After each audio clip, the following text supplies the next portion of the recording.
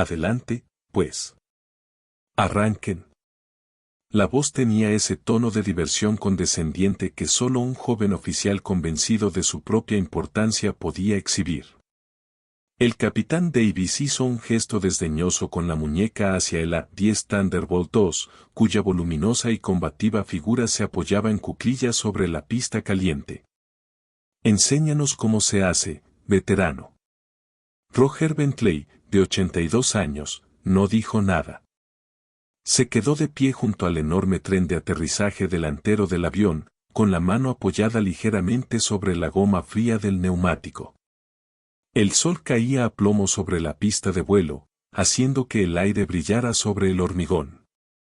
Llevaba una chaqueta de cuero descolorida, agrietada y desgastada como solo décadas de uso pueden lograr, a pesar del calor sofocante. Un pequeño grupo de jóvenes aviadores, en un descanso de sus funciones durante el día familiar anual de la base, se había reunido. Intercambiaron miradas inseguras, atrapados entre la incomodidad de presenciar las burlas de un anciano y la reticencia innata a desafiar a un capitán. Davis sonrió con suficiencia, haciéndole gracia a su pequeño público. Vamos. Les estabas contando a mis chicos sobre los viejos tiempos, cómo solías pilotar estas cosas sin pensar. Seguro que recuerdas cómo accionar algunos interruptores. Señaló con un dedo cuidado el complejo conjunto de instrumentos visibles a través de la cabina de burbuja de la A-10. ¿O es que todo ese cristal moderno es demasiado para ti? Los ojos de Roger, del color de un cielo descolorido, permanecieron fijos en el avión. No miraba la cabina. Miraba el morro justo debajo de la cabina, donde la pintura estaba un poco más desgastada. Miraba las enormes fauces de 7 cañones del GAU-8 Avenger que definían el avión, un arma que conocía mejor que los rostros de algunos de sus propios familiares. Podía sentir la familiar vibración estremecedora de su disparo, un recuerdo que no vivía en su mente, sino en sus huesos. Capitán, empezó uno de los aviadores más jóvenes, con un dejo de protesta en la voz. Quizás deberíamos mantenernos al margen, aviadores, espetó Davis, sin apartar la vista de Roger. Ese hombre quiere contar historias de guerra. Debería poder respaldarlas. ¿Qué pasa, abuelo? Olvídate de que llave va en el contacto. Se rió de su propia broma. Algunos cambiaron de postura, el silencio se hizo más pesado que el aire húmedo. El capitán se acercó, su sombra se cernió sobre Roger. Señaló con el pulgar un parche desgastado en la chaqueta de Roger. Un escorpión toscamente dibujado en un círculo de arena. ¿Qué se supone que es eso? Tu equipo de bingo de veteranos de guerra. La mirada de Roger finalmente pasó del avión al capitán. No parecía enojado. No parecía humillado. Parecía cansado. Miró las botas lustradas del capitán, su traje de vuelo recién planchado, las barras plateadas de su cuello que brillaban al sol. Vio a un hombre que vestía uniforme pero no tenía ni idea de lo que podía costar. Un hombre que vio una leyenda frente a él y solo percibió una molestia. La unidad de potencia auxiliar requiere una verificación en tierra antes de la secuencia de encendido, dijo Roger con voz grave y áspera, no en respuesta al capitán, sino al avión mismo. La presión hidráulica debe ser estable a 3000 psi. No se gira una llave sin más. La precisión técnica de la afirmación pareció desconcertar momentáneamente a Davis. Se recuperó rápidamente, recuperando su sonrisa burlona. Oh, tenemos a un verdadero experto aquí. Mire, señor, esta es una zona restringida. El avión es una exhibición estática para el evento. Voy a tener que pedirle que se retire y deje que mi gente vuelva a trabajar. Cambió el tono, adoptando la cadencia alta y lenta de quien le habla a un niño o a una persona que cree senil. Este es un avión muy caro y muy peligroso. No podemos tener civiles subiéndose por todas partes. Roger bajó la mano del neumático. Su postura no cambió, pero una quietud se apoderó de él, la clase de calma absoluta que precede a una tormenta. Había sido invitado del comandante de la base, invitado al día familiar como uno de los pilotos originales del ala. Había ido a la pista de vuelo simplemente para estar cerca de la máquina que había sido su compañera, su escudo y su arma durante los días más angustiosos de su vida. No había hablado con nadie hasta que el joven aviador de Davis se le acercó con genuina curiosidad, preguntándole por su chaqueta. Fue Davis quien lo interrumpió, con el ego enardecido al ver a sus subordinados prestando atención a una reliquia. No soy un civil, dijo Roger en voz baja. Davis soltó una breve y crédula risa. Claro, y soy el jefe de Estado Mayor de la Fuerza Aérea. Señor, no voy a volver a pedírselo. Se me está agotando la paciencia. Muéstreme su pase de visitante y luego, por favor, regrese al área pública. La exigencia fue un insulto manifiesto, una clara insinuación de que Roger era un vagabundo sin escolta que de alguna manera había logrado entrar en la pista de vuelo activa. La multitud era ahora mayor. Las familias y el resto del personal, atraídos por el enfrentamiento, permanecieron a una distancia respetuosa observando el drama que se desarrollaba. La escena era desoladora, el joven capitán, todo ángulos afilados y metal pulido, y el anciano, curtido y desgastado como el cuero de su espalda, de pie ante el avión de ataque terrestre más mortífero jamás construido. Davis disfrutaba de la atención. Lo veía como una simple cuestión de hacer cumplir las normas, de poner a un anciano confundido en su lugar. No tenía ni idea de que estaba parado en terreno consagrado en presencia de uno de los dioses de esta particular iglesia de acero y fuego. Vio a un anciano, no el fantasma de un mayor de 20 años que había pilotado este mismo avión a través de cielos densos de fuego antiaéreo.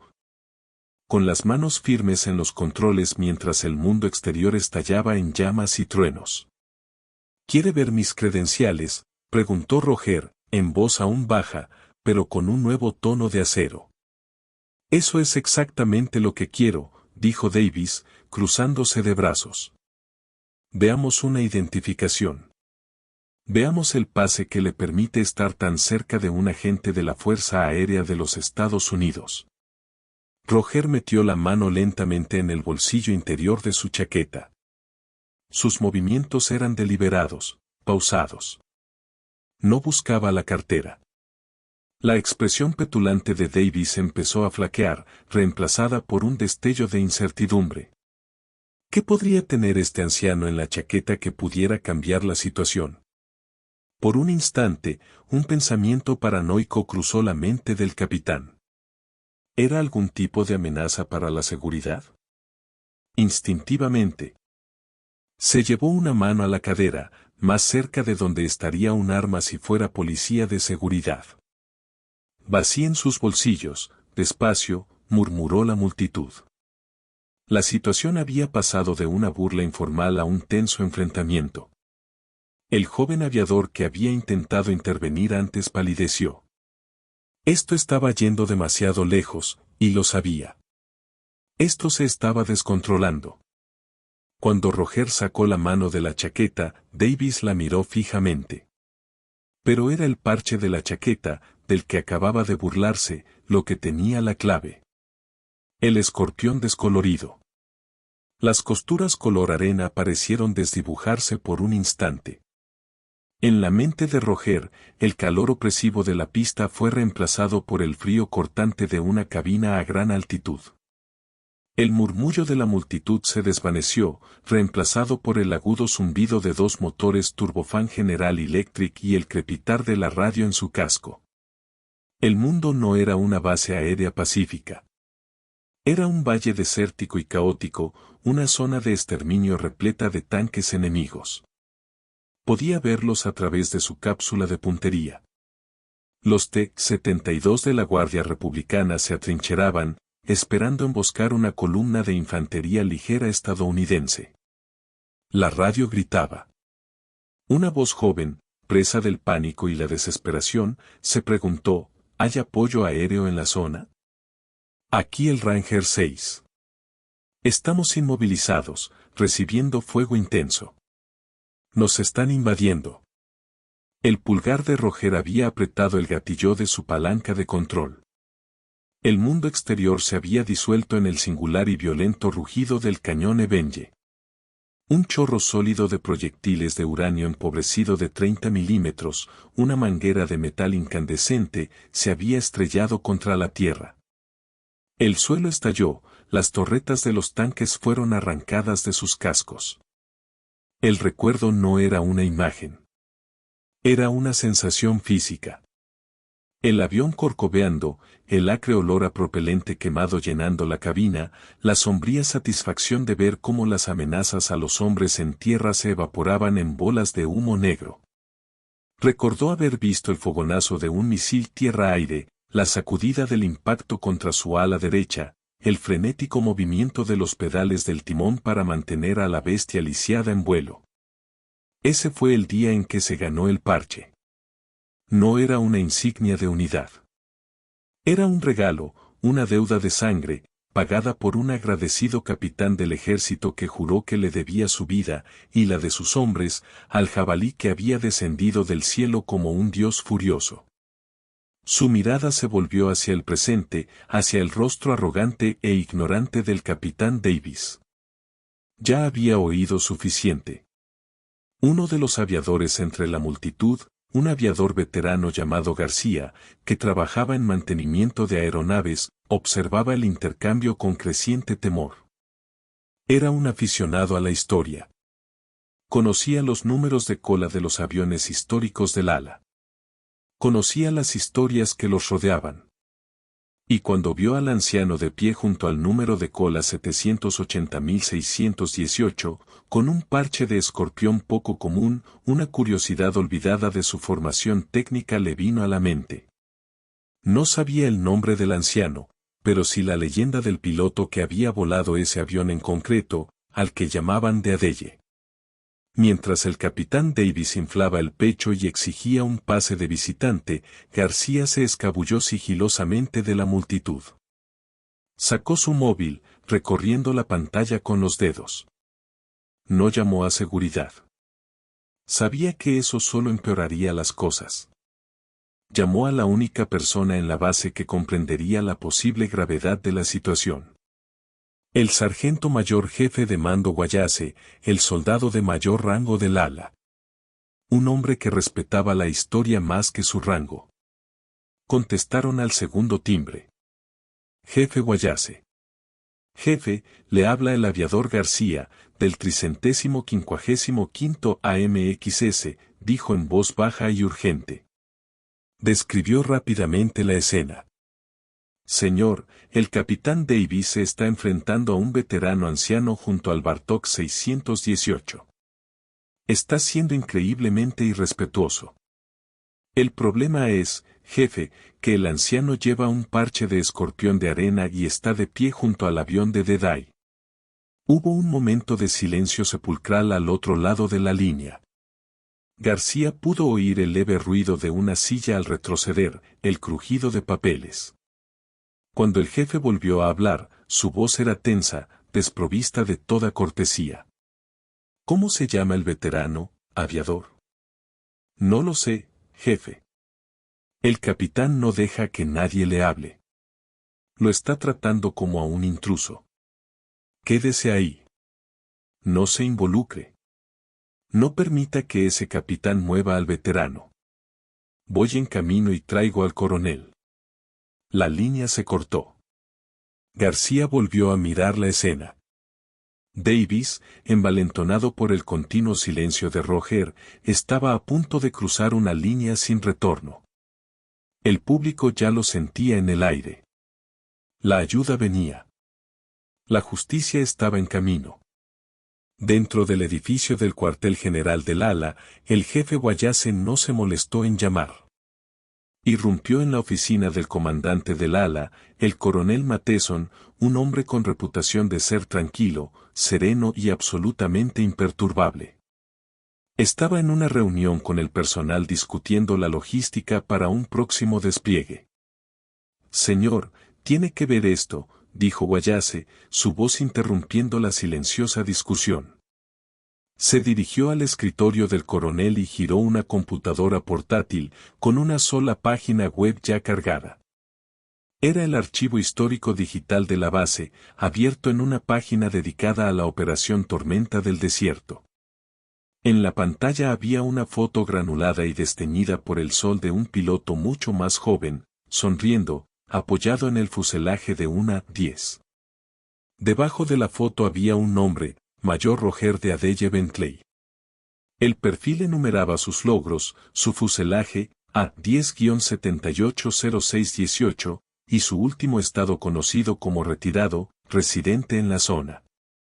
Jefe, ¿qué significa esto?, preguntó el coronel, con la voz cargada de molestia por la interrupción. El aviador García acaba de llamar desde la pista de vuelo. El capitán Davis está acosando públicamente a un anciano que supone es un civil desaparecido. El anciano está de pie junto a ese mismo facóquero. García dice que lleva el parche de escorpión de arena no reglamentario mencionado en los informes posteriores a la acción. El rostro del coronel Matheson experimentó una rápida serie de transformaciones. La molestia se convirtió en confusión, luego en comprensión y, finalmente, en un profundo horror. Miró fijamente la imagen en la pantalla, luego a su jefe. El color se le fue de la cara. Conocía el nombre. Todos los pilotos de A-10 conocían el nombre de Adelle Bentley. Era un fantasma, una leyenda de la guerra que había definido la reputación del jabalí. Un hombre que había hecho cosas con esa aeronave que aún se enseñaban como casos de estudio de genio táctico y coraje puro en la Academia de la Fuerza Aérea. Traigan el vehículo de mando, dijo el coronel Matheson con un gruñido bajo y peligroso. Ya se había puesto de pie, cogiendo su gorra de piloto del escritorio. Los oficiales de Estado Mayor presentes en la sala permanecieron en silencio, atónitos. Díganle al conductor que no haya límites de velocidad. Y consíganme una línea directa a la torre. Quiero que esa línea de vuelo esté libre de todo personal no esencial.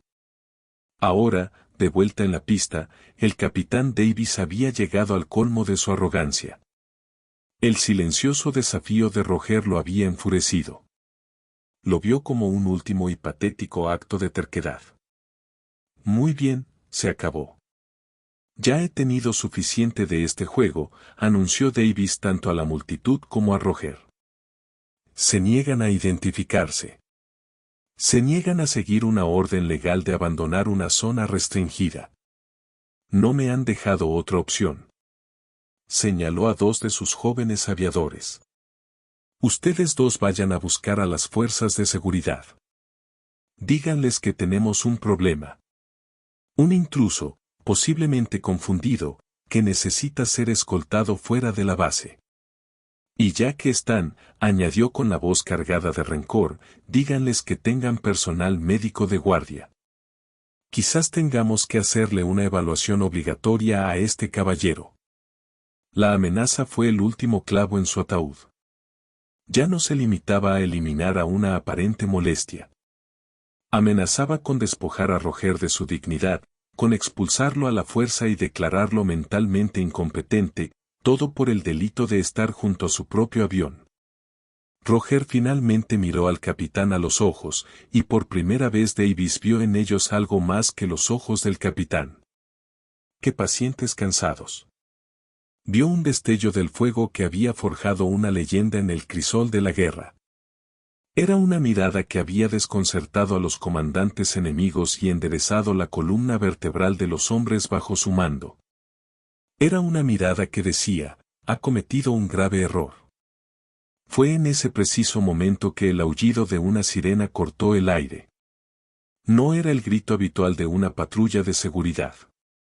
Era la sirena más grave y autoritaria de un vehículo de mando. Todas las cabezas se giraron cuando una camioneta negra, con las luces de emergencia encendidas, irrumpió en la pista a una velocidad estrictamente prohibida. Derrapó hasta detenerse a pocos metros de la A-10, levantando una nube de polvo. Un camión de mantenimiento frenó con un chirrido justo detrás. Las puertas de la camioneta se abrieron de golpe. El coronel Matheson emergió, con el rostro convertido en una nube de ira contenida. Ni siquiera miró a la multitud. Sus ojos recorrieron la escena, encontraron a Roger Bentley y se fijaron en él.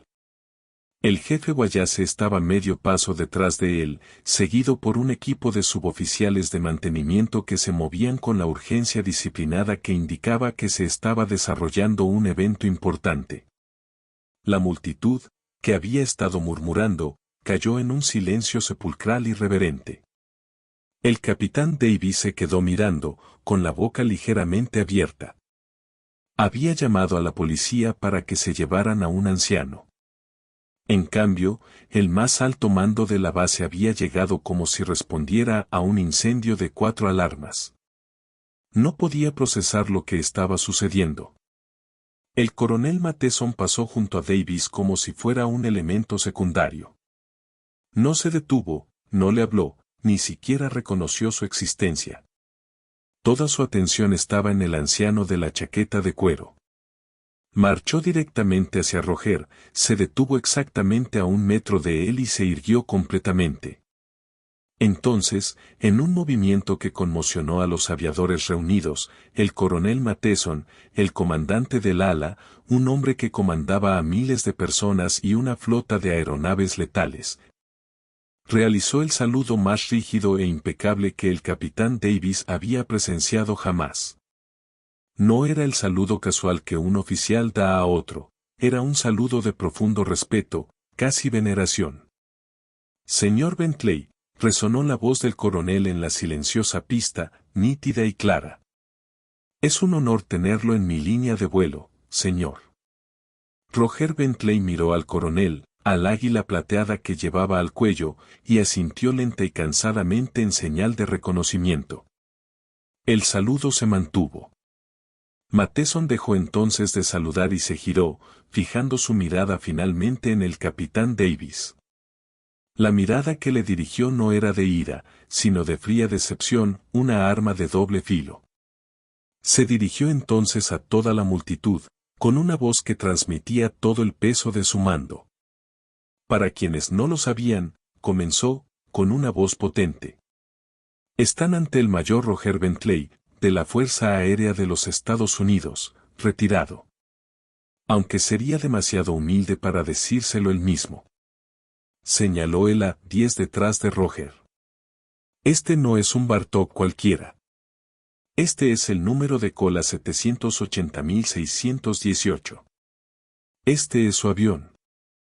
El mayor Bentley, entonces conocido como Dedai Bentley, voló este mismo fuselaje durante más de 2000 horas. Casi la mitad de ellas fueron en combate. Una oleada de asombro recorrió a la multitud.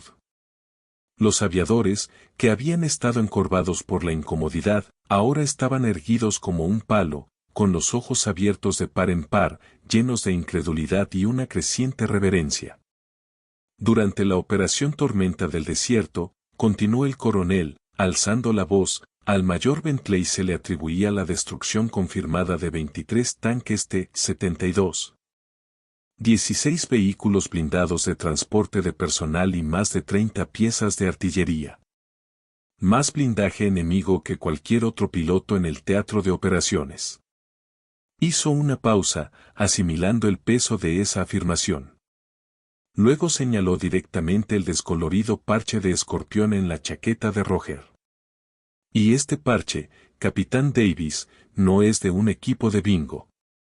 Este parche se lo dio el comandante del 3er batallón de Rangers. Se lo dio después de una misión en la que el mayor Bentley, al mando de este avión, se enfrentó y destruyó él solo a una compañía mecanizada enemiga que había emboscado y rodeado a un pelotón de Rangers del ejército. Los salvó a todos y cada uno de ellos. Lo hizo después de recibir un misil en su motor de estribor. Y voló este avión de vuelta a la base con media ala en llamas y cientos de agujeros de metralla en el fuselaje. Se negó a eyectarse porque temía que el avión se estrellara contra una aldea civil.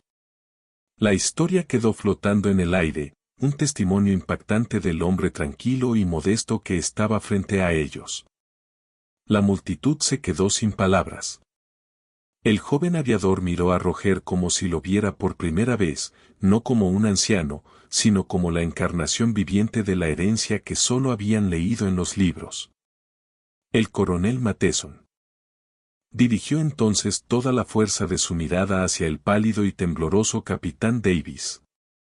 Capitán, dijo, bajando la voz a un tono amenazante mucho más aterrador que un grito. Estará en mi oficina mañana por la mañana a las 6 horas con su uniforme de gala.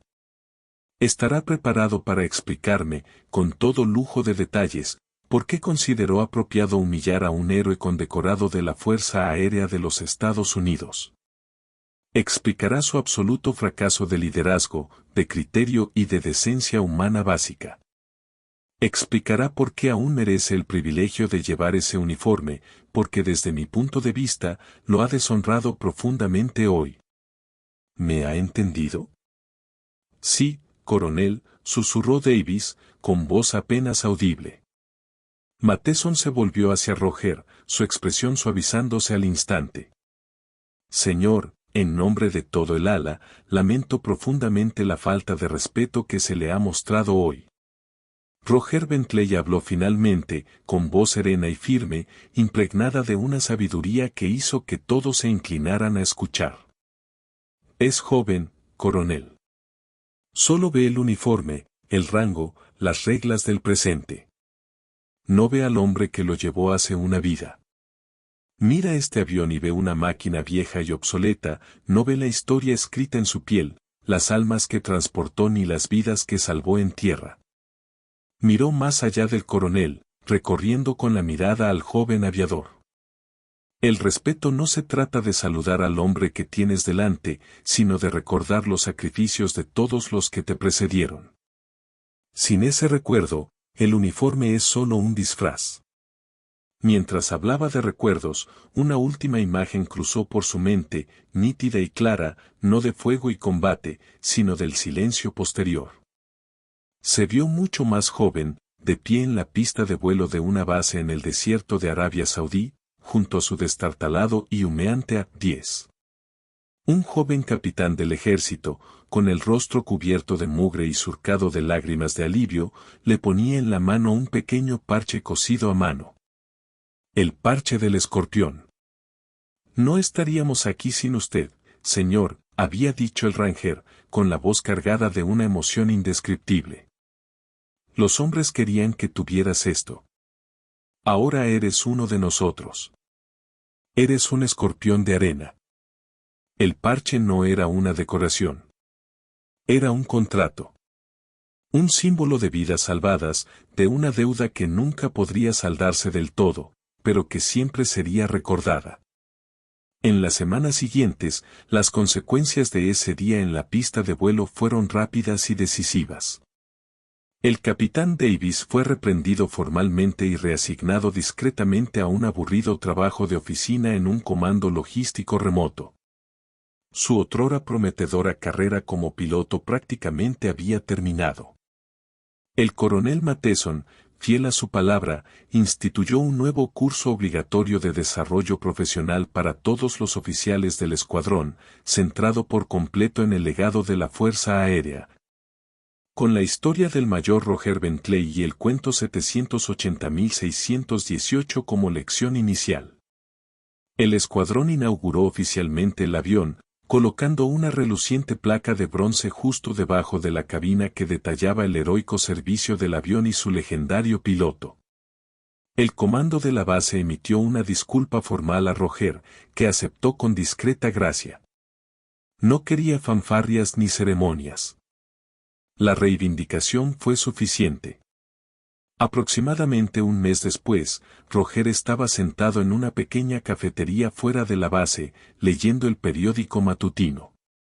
La campanilla de la puerta sonó y entró un hombre vestido de civil, con los hombros hundidos y el rostro cansado. Era el ex capitán Davis.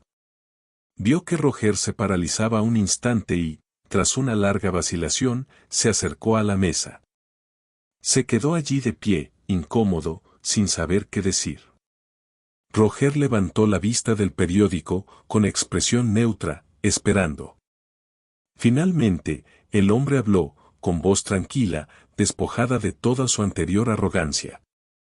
Señor, empezó, sé que una disculpa no basta, pero quería que supiera que me hicieron leer todo su historial de servicio, cada informe de misión, cada citación. Tragó saliva con dificultad. Solo quería agradecerle su servicio. No fue la disculpa servil que Roger podría haber esperado. Fue algo mejor. Fue una declaración de una nueva comprensión, de una lección aprendida de la forma más dolorosa posible. Roger Bentley simplemente asintió, un gesto de reconocimiento, de cierre. Luego volvió a su periódico, y el joven, tras un momento, se dio la vuelta y se fue. En la pista de vuelo, el aviador García solía llevar a los nuevos mecánicos a la cola del 780.618. Señalaba la placa y luego las marcas de quemaduras descoloridas, casi invisibles, aún visibles en la góndola del motor derecho, si la luz se reflejaba bien. Y les contaba la historia del día en que una leyenda viviente regresó a visitar a su viejo caballo de batalla y le recordó a toda una base lo que es el verdadero valor. Si te conmovió esta historia de coraje silencioso y respeto ganado, dale a me gusta a este video. Compártelo con alguien que aprecie a nuestros veteranos y suscríbete a Veter en Valor para más historias de los héroes modestos que caminan entre nosotros.